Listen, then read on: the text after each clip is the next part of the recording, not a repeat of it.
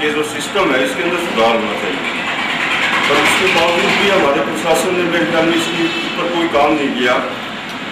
1860 का जो IPC है वो आज भी हमारे देश में लागू है, जो अंग्रेजों ने बनाया है, और किसी नागरिक ने भी आज तक ये क्वेश्चन नहीं उठाया भी ये कानून बंद होने चाहिए। हम अपना IPC बनाए आज के हिसाब से, ये थाने बनाए थे उन्होंने टॉर्चर के लिए, और वही सिस्टम आज लागू है। भाई जूता सुधार, ये सुधार, वो सुधार, ये आम लोगों के लिए नहीं बनाए गए थे थाने। ये जो फ्रीडम फाइटर थे उनको थाने बंद करो और उनको सुधारो। वही सिस्टम आज तक पुलिस का चला रहा है।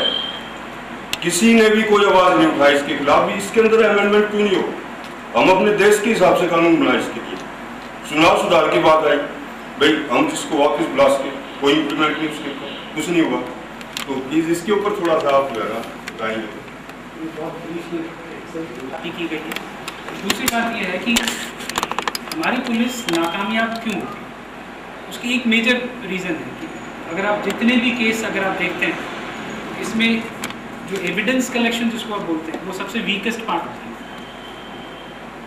और एविडेंस कलेक्शन ना तो टाइम बाउंड होता है, ना प्रोसीजर ठीक से फॉलो होता है, एक वो।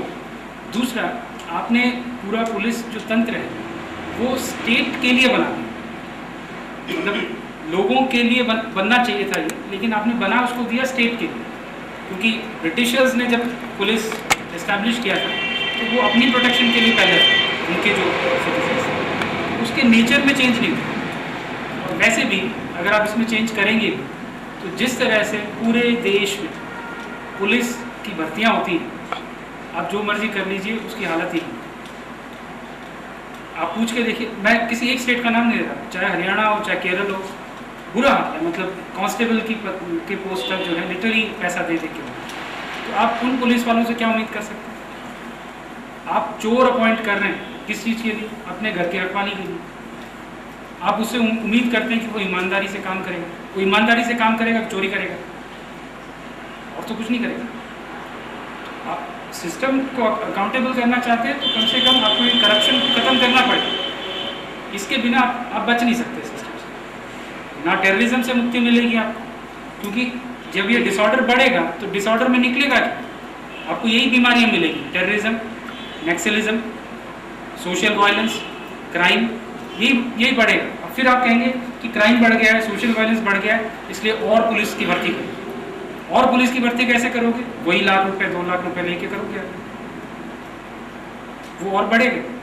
तो इसका सॉल्व करना हो तो थोड़ी ईमानदारी हमें अपने साथ भी करनी पड़ेगी। प्रॉब्लम हम लोगों की ये है कि हम किसी और के साथ बेईमानी करते हैं, मैं उसके पीछे नहीं कहूँगा।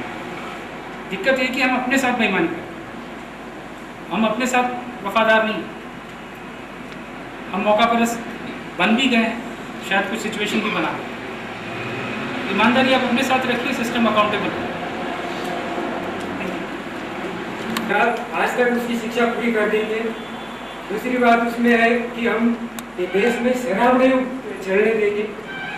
तीसरी बात है ये देश में गाय नहीं कटेगी, बैल नहीं कटेगी। इस तरह के 17 कलमे और उसके नीचे 18 जो उन्होंने अमेंडमेंट किया कि अगर उसमें 17 में भ्रष्टाचार का भी भ्रष्टाचार नहीं होगा, ट्रांसपेरेंसी रखेंगे, लेकिन 18वां कलम उन्होंने ऐसा डाल दिया कि अगर इस पर ये सरकार काम नहीं कर सकी तो सरकार पर कोई खटला नहीं बढ़ सकेगी। यानी आज जो इलेक्शन कमीशन जो उम्मीदवारों को तंग कर रहा है, तो इस तरह का अगर इलेक्शन कमिश्नर उस सरकारों को तंग करेगी, आपने 5 साल क्या किया, लेखा जोखा दिया आपका, आपने जो लिख दिया, आपने जो अपना एजेंडा दिया, तो उस पर क्या कहेंगे? That is Bharat. बहुत लोगों के मन में उसको लेके एक बड़ा मिसकंसेप्शन है कि भारत का मतलब ये वो शकुंतला दुष्यंत वाली भारत है, जबकि उसका डिबेट पढ़ के देखिए। डिबेट पढ़ेंगे तो आपको पता लगेगा कि ये भारत 3 टुकड़ों से बना है। उसके अंदर डिबेट में आता है भाव, राग, ताल, 3 चीज़ों से मिलके बनता है। भाव, राग, ताल।